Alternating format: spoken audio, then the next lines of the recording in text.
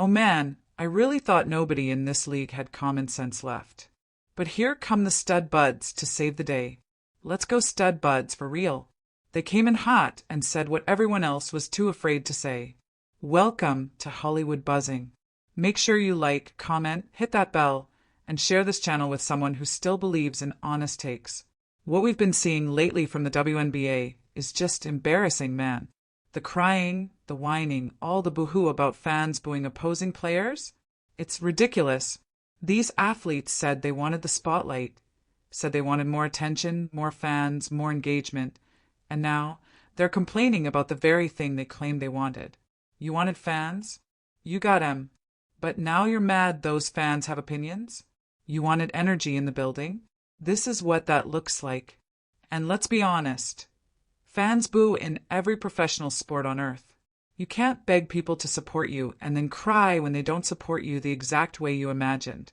And shout out to the stud buds, Courtney Williams and Tisha Heidemann, because they kept it realer than anybody else has so far.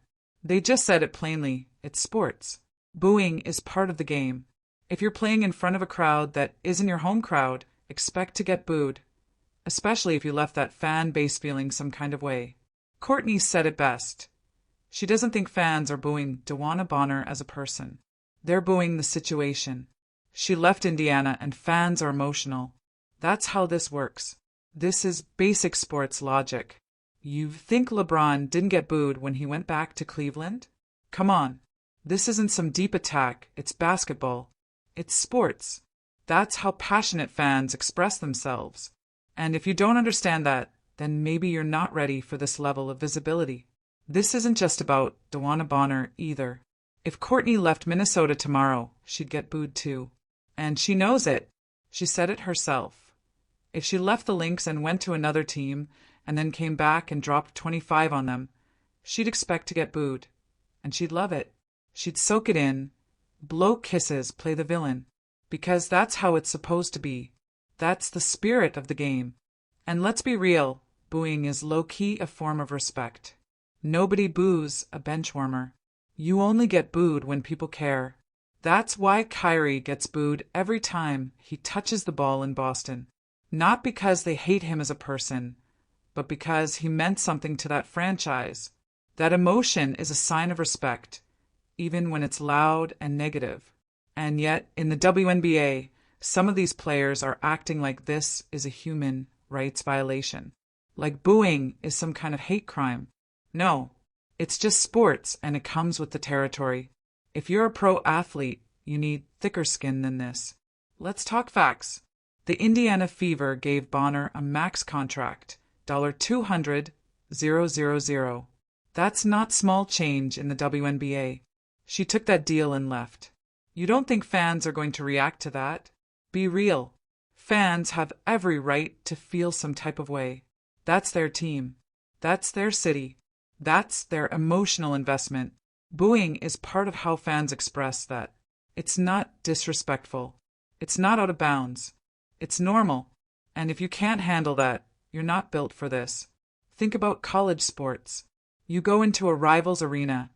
You're getting booed out the building. It's part of the intensity, the rivalry, the passion. When Michigan goes to Ohio State, you think those players don't get booed every single time. Come on. The fans are supposed to make it hard for the other team. That's their job. You should want that kind of energy in your league. It means people care. It means the product is working. So again, do you want people to care or not? Because you can't have it both ways. Shout out to Courtney and Tisha for saying what needed to be said. Courtney said she was booed in college and it didn't bother her. In fact, she loved it. She would walk into those arenas and have the time of her life. That's the mindset. That's the mentality you need if you're a professional athlete. You've got to embrace the villain role sometimes. Blow kisses, smile at the hate, and let it fuel you. That's how legends are made. You don't fold under the boos. You rise above them. And what's even crazier is how sensitive things have gotten. Now players are trying to get fans kicked out just for laughing? Really? Laughing? You're kicking fans out for laughing during a game? That's the line we're drawing now. This isn't just soft, it's dangerous. You're trying to control how fans engage with the game. First it was, don't criticize players. Then it was, don't boo. Now it's, don't laugh. What's next? No cheering for the other team. No clapping? This is sports. Fans are emotional. That's the beauty of it. You can't micromanage how they react. You think NFL fans don't boo the hell out of rival teams? Try going to Lambeau Field wearing a Vikings jersey. You'll get booed, heckled, maybe even beer spilled on you. It's not personal, it's passion. That's what makes sports amazing. The rivalries, the emotion, the noise. And we're here talking about booing like it's a war crime. Come on now. We gotta toughen up. This new wave of sensitivity is ruining the culture. When you tell fans they can't boo, you know what happens? They boo louder, because now you've made it a challenge. Now it's personal. You don't want to hear it? Too bad. That's not how this works. You can't police emotions in an arena. You can't put rules on passion. And most importantly, you can't act like you're above criticism just because you play a professional sport. Nobody is above getting booed. That's part of the deal. That's how it's always been. Shout out to the stud buds for not just saying this, but saying it boldly, with clarity, with humor, with personality. This is what the league needs more of. People who aren't afraid to keep it 100. And yes, some of y'all in the league clearly aren't used to this kind of attention. It shows. You're not used to packed arenas. You're not used to fans caring. You're not used to people actually watching and reacting to every move. But now that the attention is here, you want to rewrite the rules? Nope. That's not how it works. It's time to grow up. Embrace the good and the bad. That's the price of fame. That's the cost of growth. You can't only want the claps. You've got to take the boos too. They both mean people are watching. They both mean people care. And if you don't want that, why are you in this business? Honestly, if I walked into an arena and they booed me, I'd love every second of it. I'd have so much fun playing that role. You boo me?